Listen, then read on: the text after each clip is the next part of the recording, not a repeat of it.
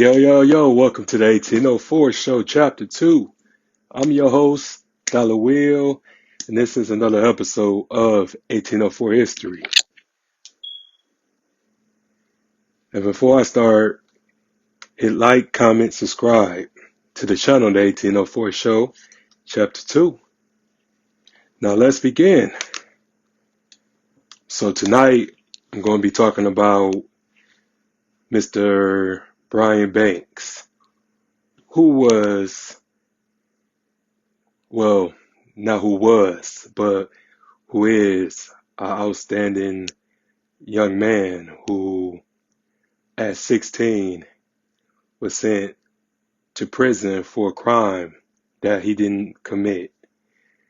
And this story alone just pisses me off, just how anybody could make a false rape allegation against a young man who had a promising career. And just those years and that time, you can never get back. At 16, being convicted for a crime that you didn't commit can be painful. And people love to play with people's livelihood, especially when they don't get their way, especially when they feel like they can get away with something and get a lick because people lazy, don't want to work. So just the fact that he was one of the top football players in the country in the year 2002 was up for a full ride scholarship to USC. And just so happens he get railroaded. And people need to understand, just once you convicted of rape, even accused of rape, your life is over. It's everything that you work for is gone, because automatically people going to believe the female always. And a lot of times, before I go on a tangent, I just wanted to just let all the young niggas, all my young men, all my young brothers out there who dating and messing with a female or whatever like that, be careful, be cautious. If you have messages, if you have voice messages, if you have pics, this and that, keep everything. Do not delete nothing, because that's evidence that can clear your name when somebody accuse you of something that you didn't do. Don't be gullible. Be careful out here. Be safe, because all it takes is one time, one choice, one mistake, one decision. It's over. But let me get this story started. So back in 2002, promising football player Brian Banks was arrested on sexual assault charges and kidnapping charges by a fellow classmate by the name of Juanita Gibson. And just so happened that they known each other ever since they was in junior high school. So it was really surprising to him that, why would you accuse me of something that drastic and it didn't happen like that.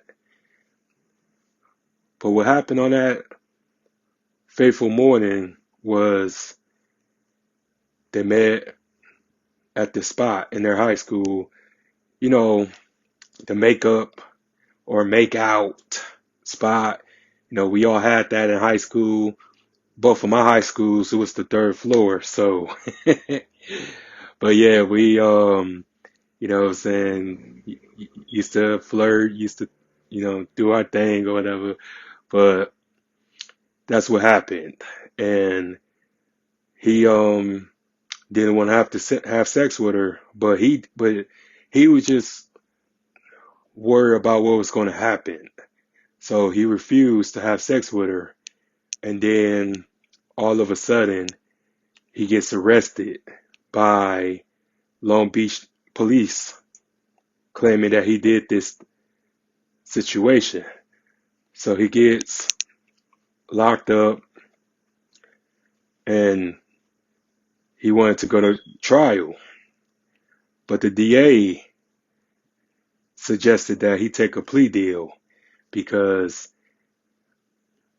they was just, you know, scaring him, saying that if you take this plea deal, then you won't get 40 years, because he was facing 40 years for that.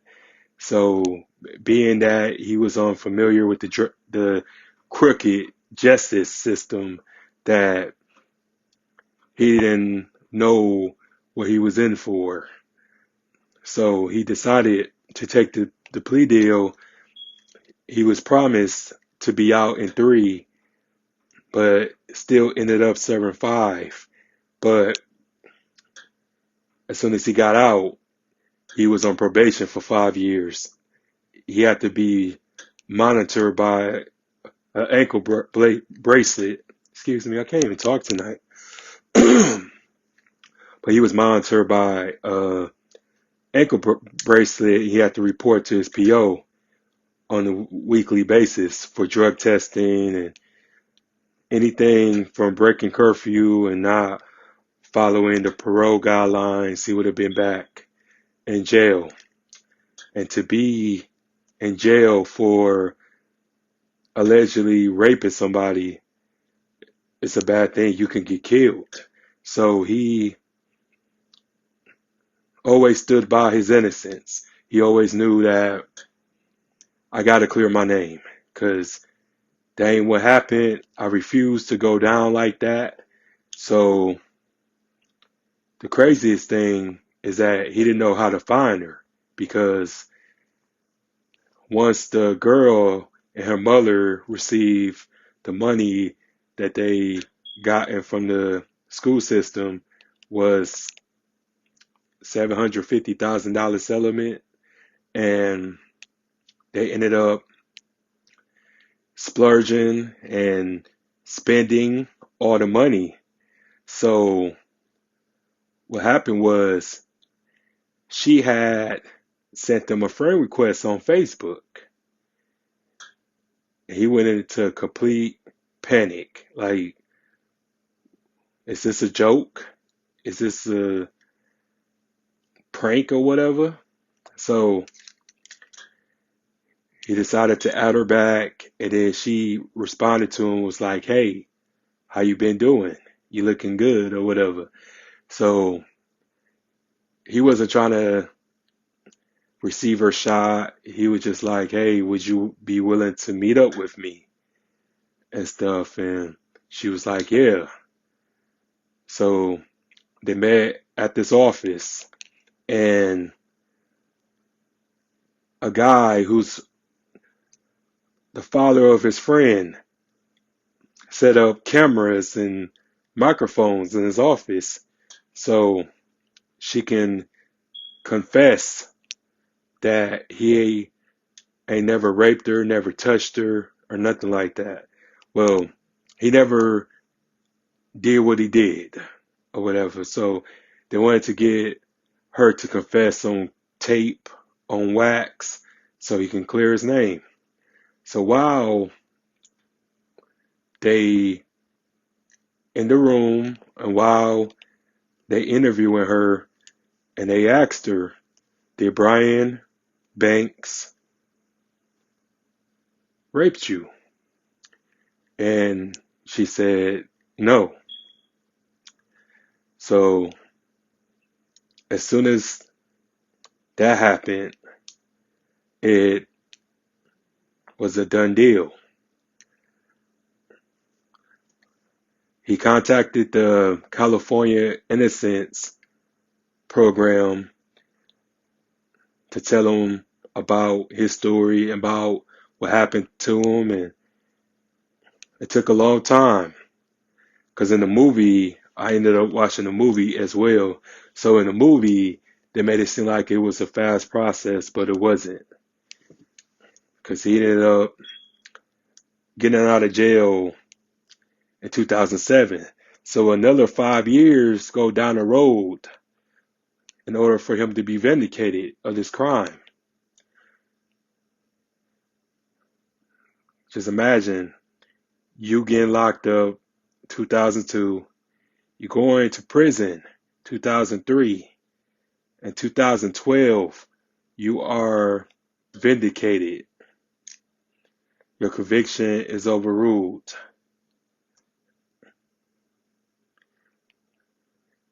But out of that 9 years, people think you a rapist, you a sexual abuser, or you a sex offender. Because he was placed in the California sex offender list for 9 years. For a minute. It was no remorse, was no apology, was none of that. And one thing I hate is when after all of that type of stuff, they want to ask you if you bitter, if you upset, do you forgive? And I just hate when our people take the bait. Because some people don't need forgiveness. Some people don't need to be apologetic. Because no, bitch, you try to ruin my life. You ruined my reputation. You took my dreams away. I'm going to hate you forever. And that's me. You know what I'm saying? But I can understand that he just wanted it to be over with. It was a long road. And he just wanted to just be the good guy. But me, it would have been war. It would have been on site. Cause no, I can't. I can't. But that's just me. But after all of that, he ended up American sensation. He appeared on talk shows. He appeared on daytime television to tell a story. He ended up getting a tryout with the Seattle Seahawks, and he didn't make the team, but he ended up playing for the Atlanta Falcons, Kansas City Chiefs, and San Diego Chargers, and the San Francisco 49ers. So he ended up, you know, being a prospect, even though he was older, you know what I'm saying? But my mistake, he tried out for all those teams, but he made it to the Atlanta Falcons. But it's just the fact that he had to start his career late when all of this could have been avoided, all of this could have been prevented. But as for the girl, for lying, she ended up being sued by the school board, and she had to pay the money back, even though she didn't have the money to pay them back. But she ended up being ridiculed and ostracized by the community for lying. And again, there's no reason for you to lie about something like that, because there's real victims out here. There's real people who have experienced traumatic altercations, and you over here lying because he refused your advances.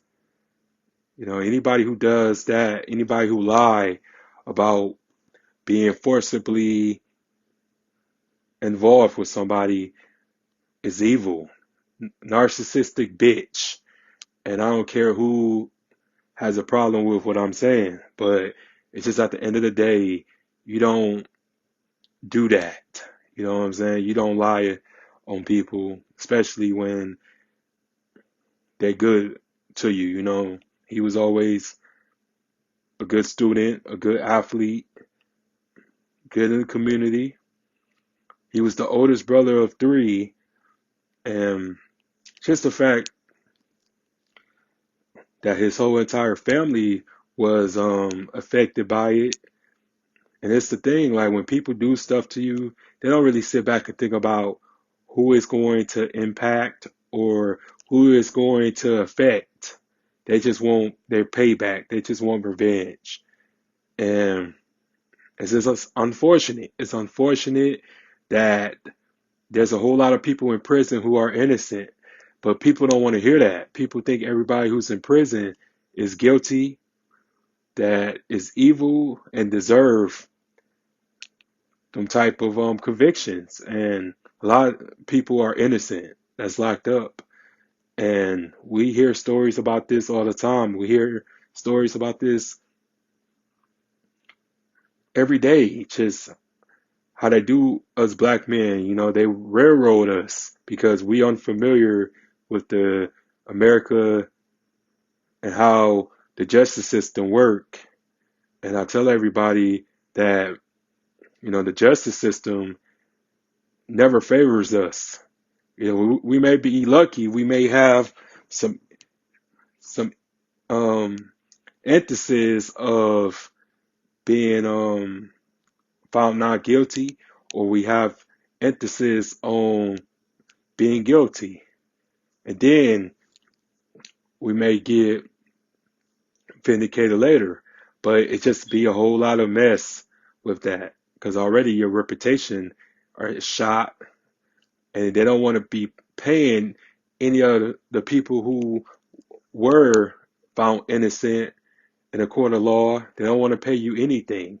They don't want to give you no restitution for going to jail for a crime you didn't commit. So I just advise young men who's dating to be careful. Make sure that you have all the jelly beans that you placed on the ground to find your trail back home. You know, so I can't even, you know, go into full explanation about that. I can only, hopefully, y'all can read between the lines what I'm trying to say. But protect yourself, because they already think that we're monsters. They already think that we just can't control our urges, and that we're predators. So just be careful. But as for Brian, he ended up going on with his life. And he's not even that old. You know, just finding out. He's only 38 years old. So that's crazy. He's only 2 years older than me. But it's just the fact so much of his youth was stolen. He was only 16 years old when he got arrested. That's a baby. That's a kid. And they was doing this to a kid. You know what I'm saying? But all these other kids can get probation and stuff like that. That should have been probation, especially when you're a minor and stuff like that. But you know how they do us, you know, when we poor, when we broke, there's no second chance. So I was happy that he was able to get a second chance at life, was able to live out his dream, become a success story, an inspiration. This is an inspiration. He is an inspiration. And I tell everybody, like, just because you go through one hurdle or you become an outcast, God will rescue you. Yeah, God will always find a way out of no way. So that's the end of this episode. I want to thank everybody who tuned in. I want to thank everybody who's been supporting. I appreciate you guys. I'm trying to get up to 2K. You know what I'm saying? Um, so just help me out, y'all. Keep supporting, because it means a lot to me. But yeah, again, hit like, comment, subscribe to the channel. and hit that notification bell for more future content to come. And if you want to leave a donation, my Cash App will be in the description box. Thank y'all and have a good night. Peace. Brian Banks was a star linebacker at Long Beach Polytech when his dreams were shattered by a rape conviction. His accuser later admitted she lied, and now Banks is a free man. Eyewitness News reporter Miriam Hernandez is joining us live from Long Beach with his emotional day in court today. Miriam? And you might expect a bitter man to emerge from this ordeal, but today Brian Banks tells the world that this experience has made him stronger, more patient, and ultimately a better man. There comes a time when you have to let go in order to move on. The only thing I wasn't going to let go was this fight. A 10-year fight backed by friends, family, and the California Innocence Project. A battle to show the court Brian Banks was wrongly accused and wrongly convicted.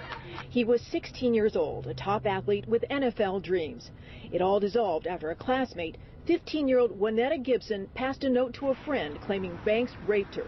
It read in part, "He didn't have a condom on, and I was a virgin, now I'm not." Gibson won a $1.5 million lawsuit against the school. Banks got 5 years in prison, 5 years on parole, and a lifetime label as a sex offender. Until this moment, exoneration. The people will concede the matter, Your Honor, and ask the court to grant the petition. Right. Petition is granted. The turnabout came after Banks' accuser asked to friend him on Facebook. He wanted much more, a confession, and he got it. Now, once more, he sets his sights on a football career. I'm ready. This is the most determined individual I've ever met. If you are looking for someone who has the athletic ability but the heart, give him a chance. On a day of high emotion, Banks and his parents say they hold no anger against the accuser. She was 15, and it was the adults that were behind her, that were pushing her. Soon Banks will shed his ankle monitor and a dark past. I vowed to myself that I will take this opportunity and be the best person that I can be in this world, and to show people that no matter what you go through, there is light at the tunnel. There was no comment today from the accuser and no word yet on whether any criminal or civil action will be filed against her. Reporting live from Long Beach, Miriam Hernandez, ABC 7 Eyewitness News. Miriam, thank you.